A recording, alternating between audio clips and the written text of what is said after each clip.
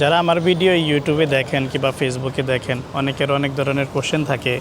চায়নার আমি মোটামুটি যতটুকু পারি আপনাদেরকে আনসার দেওয়ার ট্রাই করি, জব ভিসা কিংবা ওয়ার্ক পারমিট এসব বিষয় নিয়ে। আমি আজকে আপনাদেরকে আরেকটা জিনিস বলে দিব, সেটা হচ্ছে যে আপনি যে ভিসা অ্যাপ্লাই করবেন, আপনি কোন টাইপের ভিসা অ্যাপ্লাই করবেন। সরি, ভিসা না, ওয়ার্ক পারমিট যে আপনি অ্যাপ্লাই করবেন, কোন টাইপের ওয়ার্ক পারমিট আপনি অ্যাপ্লাই করবেন, সেটা আপনি কোন টাইপের ওয়ার্ক পারমিট অ্যাপ্লাইয়ের জন্য এলিজেবল, সেটা কিন্তু আপনি নিজেই চেক করতে পারেন।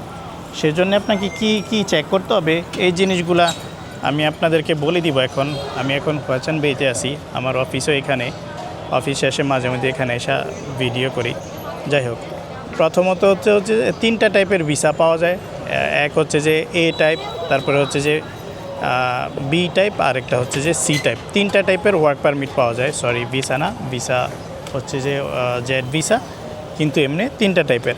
তো আপনি কোন টাইপের ওয়ার্ক পারমিটে অ্যাপ্লাই করবেন এটা জানার জন্যে প্রথম হচ্ছে যে এ টাইপের ভিসার জন্য আপনাকে ওয়ার্ক পারমিটের জন্য আপনাকে স্কোর হতে হবে আপ টু 80, মানে হচ্ছে যে 80-র উপরে থাকলে আপনি এই টাইপের ভিসা অ্যাপ্লাই করতে পারবেন, ওয়ার্ক পারমিট অ্যাপ্লাই করতে পারবেন। সরি, বারবার আমি ভিসাতে চলে যাচ্ছি। তারপর হচ্ছে যে বি টাইপের ওয়ার্ক পারমিটের জন্য আপনাকে অ্যাটলিস্ট 60 থাকতে হবে, আর হচ্ছে যে সি টাইপের জন্যে আপনাকে থাকতে হবে হচ্ছে 60-এর নিচে। তো এখন আপনার স্কোরটা আপনি কিভাবে চেক করবেন, সেটার জন্যে প্রথমত হচ্ছে যে স্যালারির উপর বেস করে আপনি 20 পয়েন্ট পাবেন। 20 পয়েন্টের ভিতরে আপনার স্যালারি যদি 45-এর উপরে হয় তাহলেও হবে আপনি পাবেন 20 পয়েন্ট। আর যদি 35 থেকে 45 হয় তাহলে পাবেন 17। আর যদি 25 থেকে 35 হয় তাহলে 14 পয়েন্ট। আর যদি 15 থেকে 25-এর ভিতরে হয় তাহলে 11 পয়েন্ট। আর 7 থেকে 15 ভিতরে হইলে 8 পয়েন্ট। আর সর্বনিম্ন 5000 হইলে হচ্ছে যে আপনি 5 পয়েন্ট পাবেন। এখানে হচ্ছে যে স্যালারির উপর থাকে টোটাল 20 পয়েন্ট।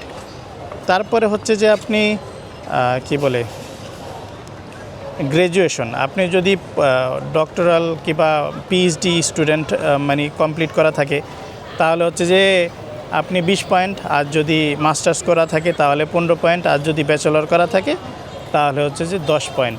মানে আপনি এখানে কোনটা কমপ্লিট করছেন এটা আপনি জানেন, আপনার স্কোরটা আপনি ওইভাবে নিতে পারেন। তারপরে হচ্ছে যে ধরেন মোর দেন 2 ইয়ার্স এক্সপিরিয়েন্স থাকলে হচ্ছে যে আপনি 5 পয়েন্ট পাবেন। আর 2 ইয়ার্সের পরে যদি আপনি আরও 3 ইয়ার্স কাজ করেন, টোটাল 5 ইয়ার্স, তাহলে এই 5 পয়েন্টের সাথে আপনাকে প্রতি ইয়ার্সের জন্য আরও 1 পয়েন্ট করে দিবে। আর যদি লেস দেন 2 ইয়ার্স হয় তাহলে এখানে 0 পয়েন্ট। তারপর অ্যানুয়াল ডেইলি ওয়ার্কিং ডে, আপনি যদি আপ টু 8 আওয়ার্স করেন তাহলে আপনাকে দিবে 15 পয়েন্ট। আর যদি আপনি পার্ট টাইম করেন, মানে 6 আওয়ার্সের নিচে করেন তাহলে 10 পয়েন্ট। আর যদি 3 আওয়ার্সের পর মানে 3 থেকে 6 আওয়ার্স করেন তাহলে হচ্ছে যে 5 পয়েন্ট। তারপর হচ্ছে যে ফরেন যে মানে চাইনিজ ন্যাশনালিটি হোল্ড করে তার জন্য 5 পয়েন্ট। তারপর হচ্ছে যে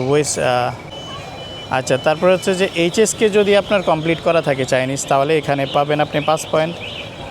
এইচএসকে 4-এর জন্যে 5-এর জন্যে 5 পয়েন্ট, 4-এর জন্যে 4 পয়েন্ট, 3-এর জন্যে 3 পয়েন্ট, লেভেল 2-এর জন্যে 2 পয়েন্ট, আর এইচএসকে 1-এর জন্যে 1 পয়েন্ট।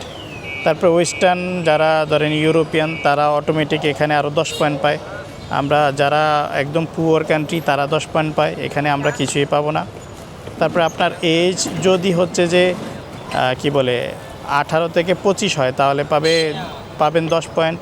আর 26 থেকে 45 এজ হইলে তাহলে পাবেন আপনি 15 পয়েন্ট। আর যদি 45-এর উপরে হয় তাহলে 10। আবার 55 থেকে 60 হচ্ছে যে 5 পয়েন্ট। আর 60-এর উপরে যাইলে আপনার 0 পয়েন্ট। তো এটা হচ্ছে যে আপনার এজ ওয়ার্ক টাইপ অ্যাপ্লাই করার ক্ষেত্রে আপনি কোন টাইপের ওয়ার্ক পারমিট অ্যাপ্লাই করবেন, এটা আপনি নিজের স্কোরটা আপনি নিজেই দেখতে পারেন, দেখে ওই অনুযায়ী আপনি ওয়ার্ক পারমিট অ্যাপ্লাই করবেন।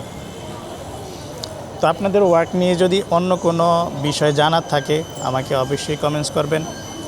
আমার ফেসবুকে যাইতে পারেন, ফেসবুকে আমি বিভিন্ন বিভিন্ন ওয়ার্ক কিংবা ওয়ার্ক পারমিট এসব নিয়ে শর্ট ভিডিও বানাই, চায়না সম্পর্কে ভিডিও বানাই, কালচার সম্পর্কে ভিডিও বানাই।